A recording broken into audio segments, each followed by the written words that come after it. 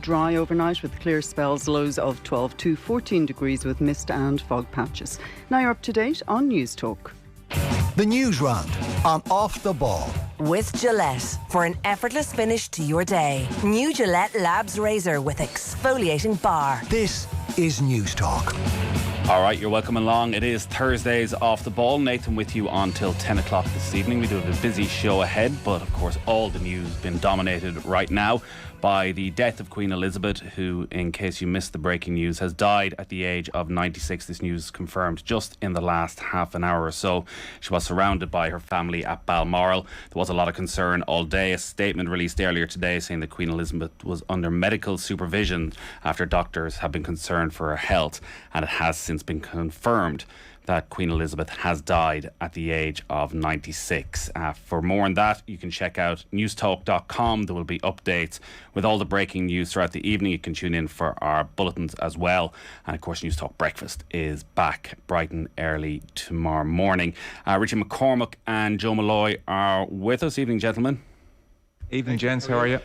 Joe, I guess the Queen was such a ubiquitous figure in British life, in our lives as we grew up watching on. A lot of people, I'd imagine, found themselves sort of stopped in their tracks in the last hour or so, sitting watching the BBC coverage when Hugh Edwards confirmed her death at around about 6:30.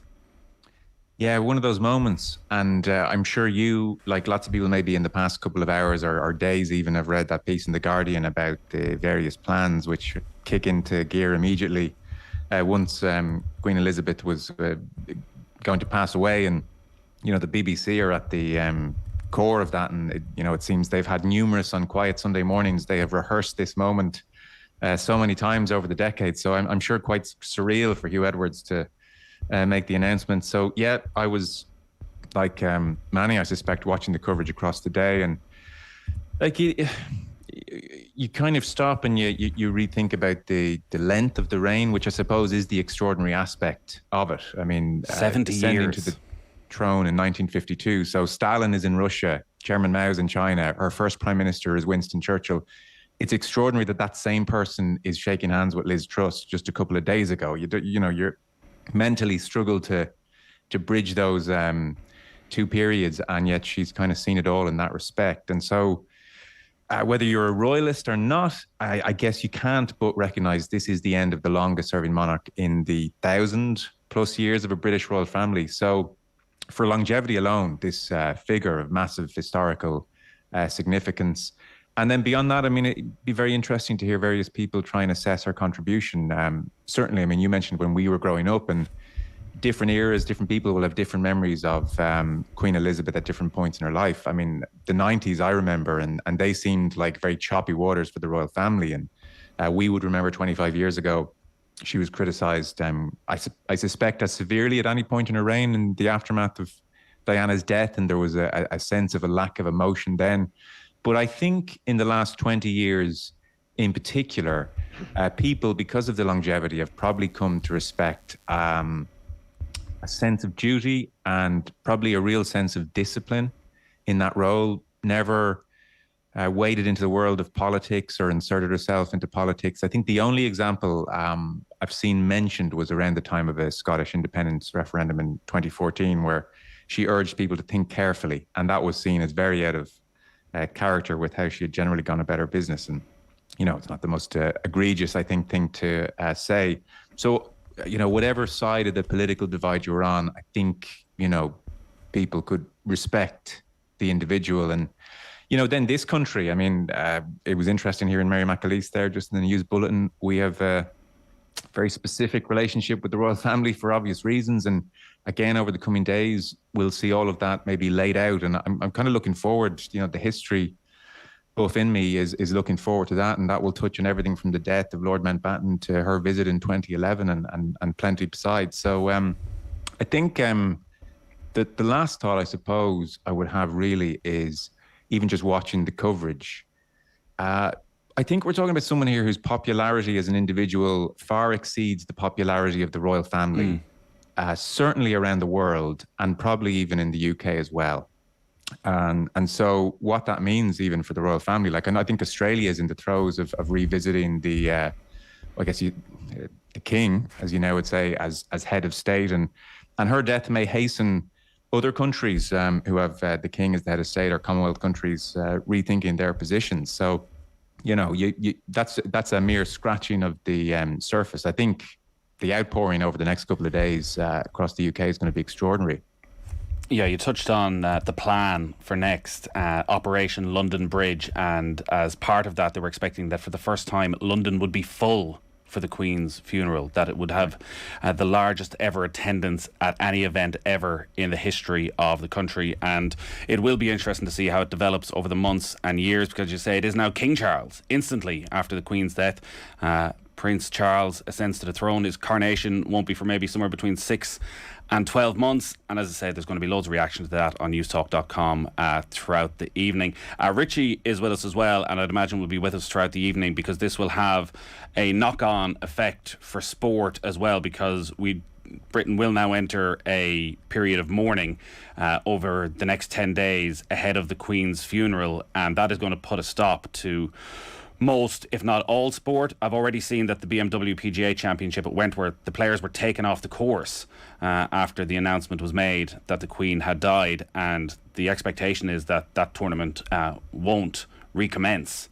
And also I'd expect that all of the Premier League fixtures will be called off over the weekend. We're waiting on confirmation of all of this, I'd imagine, at the moment, Richie. Yeah, waiting on confirmation. There's several different sports have essentially put out a preemptive notification on this. I think the British Horse Racing Authority said that they were postponing or indeed cancelling all of Friday's meetings and then possibly into the weekend as well. As a response to this, the Premier League have put out a statement obviously marking the Queen's passing, but they haven't necessarily said that they will be postponing games just yet. That will follow, you'd imagine. Manchester United, for their part, they do go ahead tonight at home to Real Sociedad. This is the interesting thing now, of course, is because you've got several teams in action in Europe tonight, among them Manchester United, as we mentioned. Arsenal already in action tonight. West Ham are going to be at home to FCSB tonight, and Hearts are taking on Istanbul Başakşehir. So all of those games going ahead. UEFA, it seems, are fairly insistent that they do go ahead, but we're going to see the usual black armbands, minute silence before the matches at Tynecastle and Old Trafford and the London Stadium tonight. And yeah, we will see further and more responses to this roll in. I'd say either, if not tonight, then certainly tomorrow morning, and we can expect a fairly clear calendar in terms of English sport upcoming this weekend. So you touched on some of the British teams that are in action in Europe tonight. Of course, it's a huge evening for Shamrock Rovers, Richie. They begin their Conference League Group F campaign against Djurgårdens. That gets underway in the next hour. I presume team news is out? Yeah, team news is out. A couple of the big pieces of team news for Rovers tonight, and that is that Justin Ferazai, who impressed so much in that home leg against Ferencváros in the Europa League playoffs, he starts up front for them tonight. Sean Gannon also comes into the defence for Shamrock Rovers. Kickoff is at 8 p.m. in that particular game.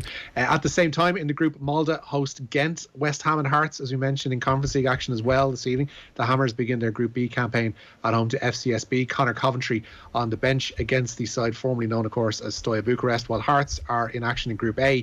They faced Istanbul Başakşehir here. Erik ten Hag takes charge of Manchester United in Europe for the first time this evening. They're up against Real Sociedad in Group E of the Europa League. Harry Maguire, Casemiro makes a first start for the club, and Cristiano Ronaldo is restored to their forward line for an 8 o'clock kickoff. As I say, there will be minute silences and black armbands and all that stuff ahead of tonight's game. David Silva, the former Manchester City stalwart, starts up front for the Basque side too. The other game in that group sees Omonia Nicosia, managed by Neil Lennon, of course, play host to Sheriff, and there's a 5:45 start in Group A tonight. Already plenty of action in this one. Arsenal now leading by 2-0. There's down about 21 minutes to go. They took the lead through debutant Marquinhos. In that one, they saw themselves pulled level by half-time through an unexpected penalty, and then Arsenal put themselves back in front again through Eddie Nketiah. 2-1 they lead, heading into the final 20 minutes of that one. Elsewhere in that group this evening, PSV are in action at home to Bodo Glimt. That one also has around about 20 minutes or so to play, and it is the Norwegian side who lead by 1-0 at the moment in that one. So we're going to be across to Tala at about 7:30 to check in with Vinnie Perth and Stephen Doyle and look ahead to this evening's game. A bit of a surprise, I would think, in the starting lineup that Rory Gaffney isn't in there, who having been in most of Rovers' home games this season, I would say is in contention to be maybe Footballer of the Year. He's been brilliant and a key part of how they've changed things around in Europe, Joe, in particular. I'm not surprised to see Jack Byrne on the bench, because particularly in their home games in Europe, they've been a lot more direct and gone with the pace of the front two of Aaron Green and Rory Gaffney, whereas quite often watching them in the league, they're such a possession-based side, constantly recycling it, incredibly patient, knowing that the goals will come, whereas they've come out all guns blazing, particularly in the first 15-20 minutes of all their home games in Europe so far, gone a bit more route one, got the ball forward quickly, which maybe isn't really Jack Byrne's forte. Now, it's hard to say that Shamrock Rovers' best 11 couldn't include Jack Byrne, but it does seem a bit of surprise that Gaffney isn't in there, and it's a big call to throw in the kid up front in a game like this, but I guess that's what Shamrock Rovers want to say they're all about. Yeah, what's the general level of expectation here? Because obviously we're dealing with opposition that none of us are watching all that regularly. So this evening, or even across the group, what are realistic but lofty-ish ambitions for Shamrock Rovers? I think getting out of the group should be a realistic ambition. There's no reason why, and given the performances that they have put in so far in Europe and over the course of the last couple of years, that these are the sides that Shamrock Rovers can pull results out of. Where I think they might find issue is the fact that you essentially have all these games clumped so close together. So the drain that this is going to put on a fairly injury-prone Shamrock Rovers squad already is going to be pretty seismic. They're going to be playing 6 of these games, and there's going to be lots of flights, and while fighting for a league title in between as well, and an FAI Cup. I mean, it's going to take a lot out of them. That's what I would worry will be the thing with them is essentially exhaustion as the season kind of winds down here. But in terms of quality, in terms of 11s v 11s, like, they should be able to pull a result out of tonight, you would hope. They should be able to get a result at least one of the Ghent games, and similarly against Molde. But I would imagine the other two teams playing tonight are probably a slight step above what Rovers are probably used to. Yeah, Djurgården finished 4th in the Swedish league last season. Rovers have been brilliant at home throughout this campaign, throughout the various campaigns they've been in so far over the past couple of months. So you would think that tonight is one that they will really have identified as an opportunity. I think it's 6 games in 8 weeks with the new European calendar. And you say you throw in FAI Cup, a trip up to Derry. They're not done and dusted in the league just yet. The defeat to Bows last week obviously set them back. But then you look at the quality of the bench. So suddenly you have Jack Byrne to come on in the second half and control things if you do get a lead. As I say, Rory Gaffney, Graham Burke is among the substitutes tonight. Dan Cleary, who's been brilliant since he signed, is there as well. So there's a lot of strength in depth in that Shamrock Rovers side.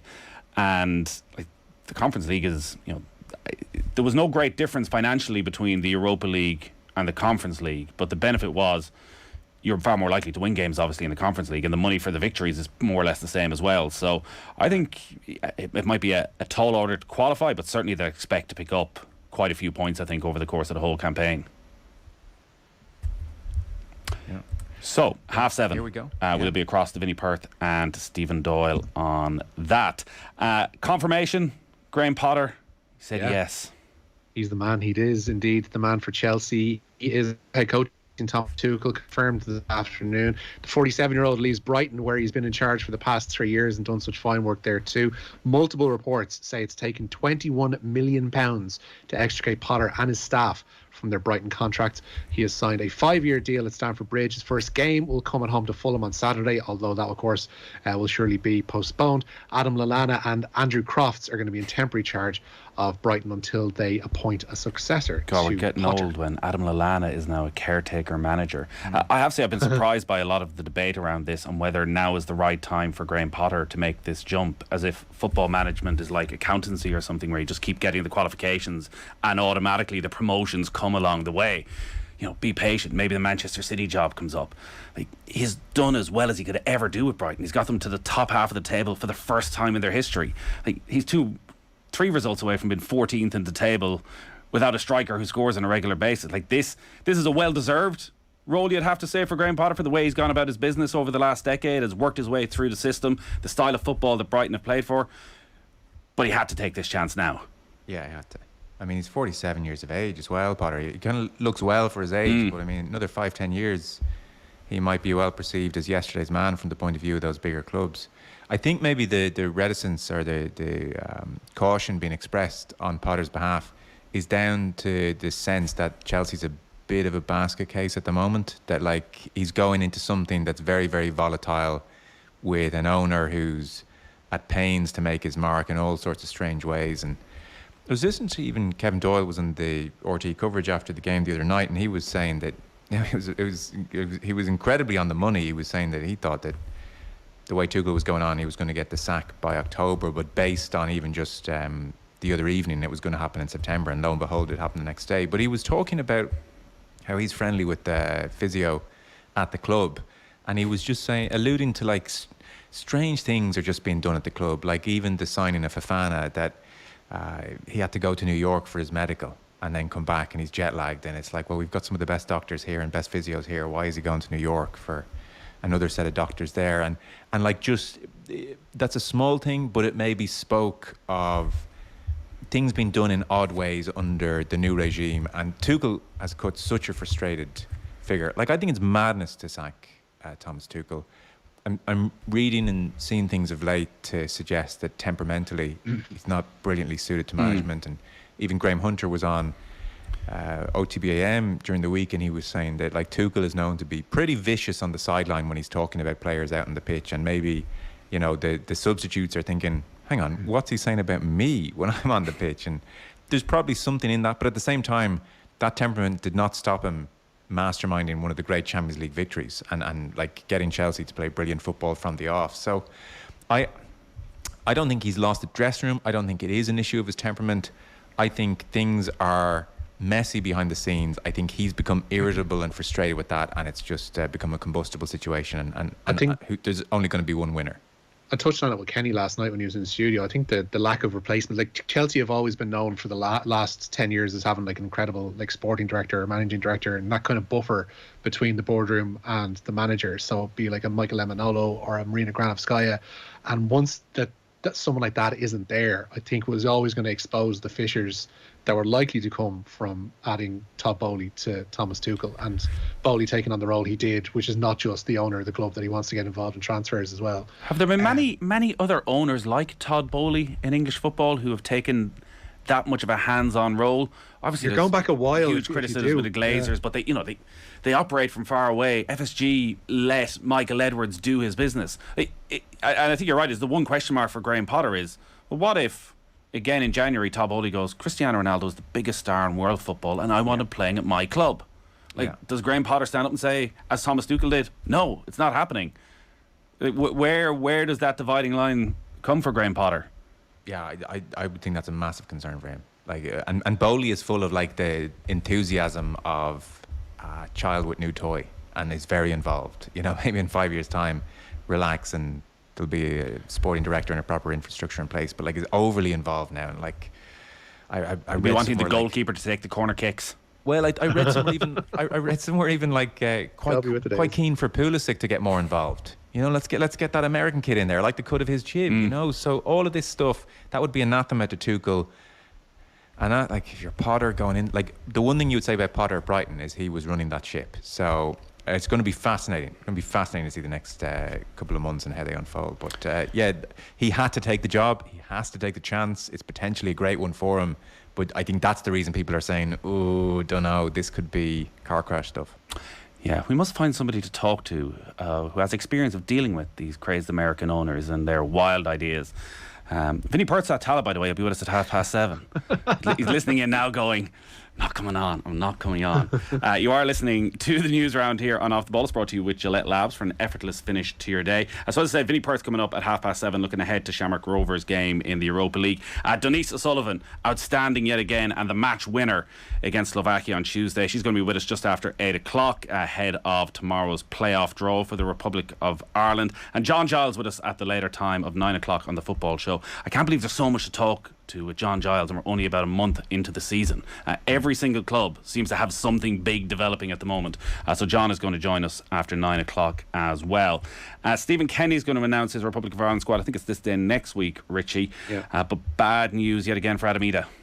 Yeah, there was hopeful news, I guess, around him when he made his reappearance in the Norwich side, but the Republic of Ireland manager Stephen Kenny must again plan without Ida. The Norwich striker has been ruled out for a number of weeks as he requires exploratory knee surgery. A previous knee surgery ruled Ida out of June's quartet of Nations League games.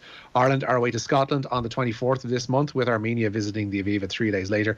Ida's Norwich manager Dean Smith said today the surgery is necessary to get the striker's career back on track. Dean Smith's not there, unfortunately. It is a big blow for Adam Ida yet again. who you really don't want to become the forgotten guy of that front trio. There's a lot of options up there at the moment. It did feel, having missed out in June, that Troy Parrott and Michael Obafemi both took their opportunity. They couldn't have done more to take their opportunity, and Ireland probably look better with a Jason Knight as the third, who can drop that little bit deeper. So Ida, who, listen, he's a firm favourite of Stephen Kenny, he's just missing a few too many games at this stage, Joe. Yeah, he's had his issues in that regard, hasn't he? It was only a couple of years ago that the former manager was making the point that, like, in terms of number of days training over the guts of a season, Ida was bottom of the class.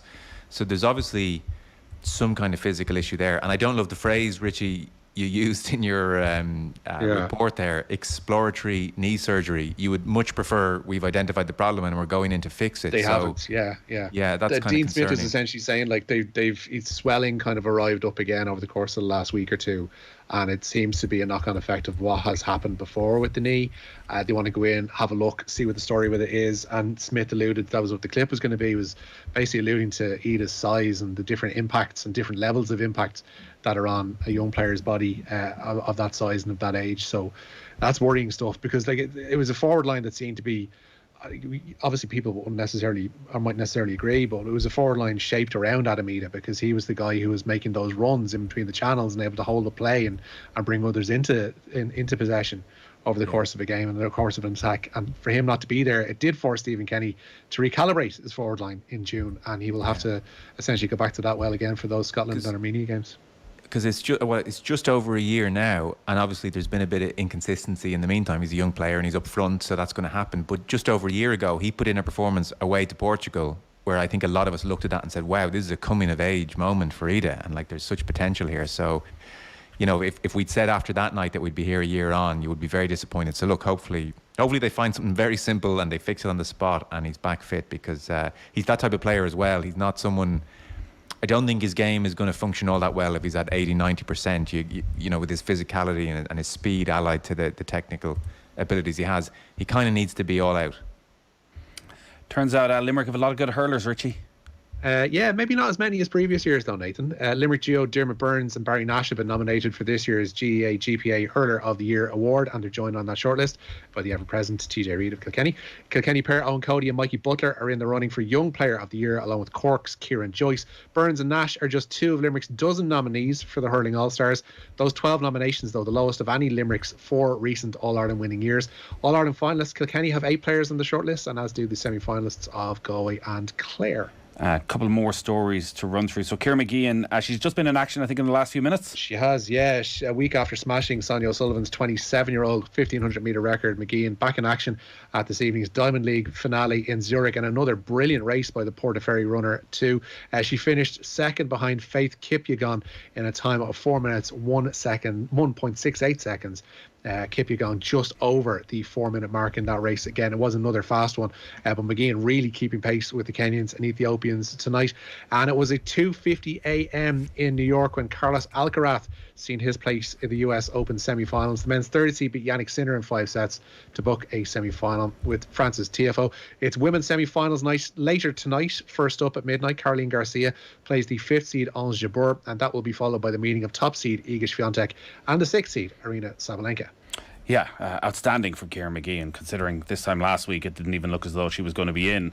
The Diamond League in Brussels runs an Irish record and then follows it up a slower time, but considering again the quality of the opposition to come second, we are talking about someone who over the next 12 months we'll be expecting a lot from when it comes to World Championships.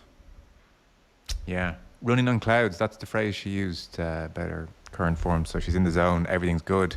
It's that strange thing as an athlete, isn't it? How do you maintain that for an Olympic Games? Or you just look, and do you taper down and taper back up, and all the science that goes into it and the psychology? So she is in the form of her life at the moment. How long can you keep that going is the really interesting question. Let's wrap up, Richie, with the golf then. So, as I said, the BMW PGA Championship is on this week at Wentworth. It's the flagship event of the European Tour. There's obviously a whole lot going on behind the scenes. I saw an interesting video of Billy Horschel and Ian Poulter on the practice green where they're having... What did you make of that? I thought like Ian Poulter was doing this real like a kind of passive-aggressive flight attendant of like, and you know... You listen programs. To me. Yeah, where you get people getting irate, and the flight attendant gets more and more calm in front of the television screen, and it's like, calm down, Billy. It was like this real, with a slight smirk and put his hands on Billy, like kind of patronising. Yeah, I didn't think it reflected well on Poulter at all. Poulter turned up then today wearing his Live golf gear. So Keith Pelly had asked that the Live players don't wear anything that says Live Golf, because part of their contract with Live Golf is that they should wear something that says Live Golf on it. And whatever his team is it the Majestics that Poulter is part of? I just know that because Lee Westwood never stopped. But he wore a Majestics top. And when asked afterwards, like, why are you doing this? You're clearly just trying to rile people. Say, well, like, this is my business. I'm an investor in this business. So why wouldn't I go and try and advertise it? So I'm sure you spoke about it a lot in Golf Weekly. Yeah, we did a bit. I didn't.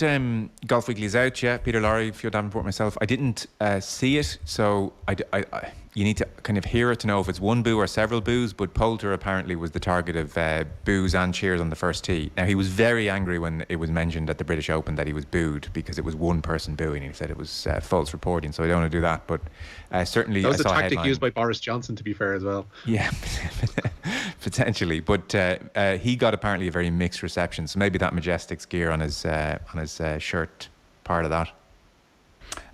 The European Tour have just released a statement. So Shane Lowry played really well today. This is a course he absolutely loves. Should have won this tournament on a couple of occasions now. He's 6 under par after the first round, a couple of shots behind Tommy Fleetwood and Andy Sullivan. Rory McIlroy on 4 under. So as I said, they took the players off the course straight away once the announcement was made about Queen Elizabeth's passing. And the European Tour have just issued a statement saying that there'll be no play tomorrow either, and that they will issue a further update on the resumption of play in due course. So it's hard to know whether that tournament will actually get an opportunity to finish now.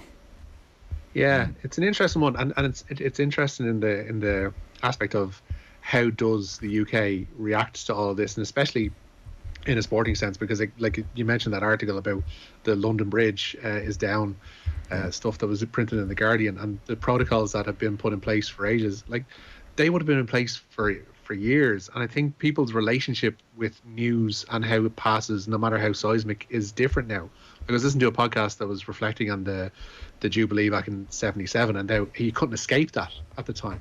And whereas this year's one for British people, there was certainly a sense that if they didn't want to partake in it, they didn't really have to. It wasn't there for them. And similarly, I don't know if there's a necessary need for everybody to partake in the period of mourning. There will need to be a respectful nature to everything over there, of course, and how everything pans out.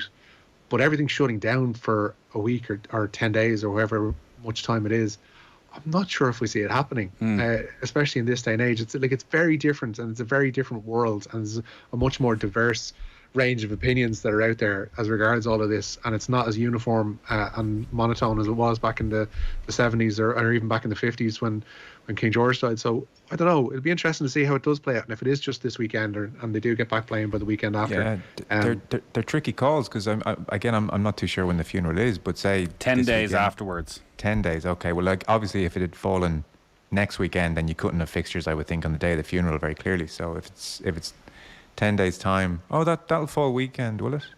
Yeah, quite possibly. Yeah. Next Sunday or Monday.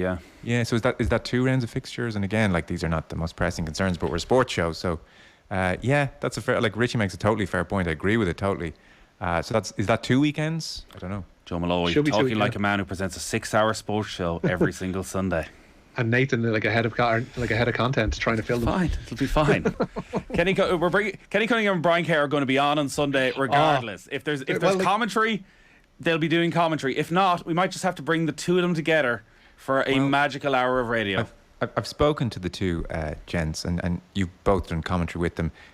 They are of the opinion that the commentaries would be better if you two weren't there generally, so this is actually them just getting their wish. Well, they're definitely of the opinion if Richie wasn't there, because when I was off for my few weeks, I was tuning in the Sunday, and I was surprised to hear my name mentioned at least 20 times during the commentary by Kenny Cunningham, who seemed to really struggle with the fact that it was Richie on commentary. Yeah, even last night, he was upset that there was other features in the 8 o'clock hour. We were speaking to David Gillick and we were speaking to Aidan Walsh, and he was upset that he just couldn't stay on air for the full 3 hours, because no doubt he could have done, and I would have barely gotten a word in. And to be honest with you, the next 2 weekends, that's probably going to be okay.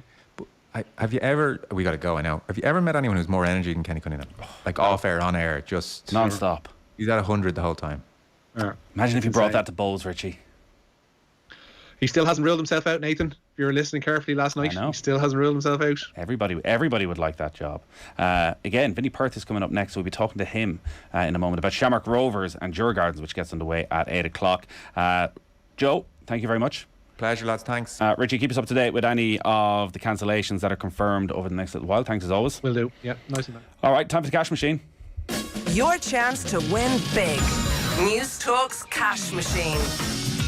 This is your chance to win big money. The cash machine has given away over €2 million so far in 2022. Every day we give you a new amount. You take note of it. Barry calls you, give him the number, you win that cash. Laura O'Brien in Killarney was a big winner yesterday. She was in the car with the kids when Barry called, and she's donating some towards a new bus for Kerry Disability Service. Brilliant stuff from Laura O'Brien. She's our 9th winner from Kerry this year. Only Dublin has had more. So the cash machine has been reloaded, and the number you need to know, €15,003.65. So that's 15.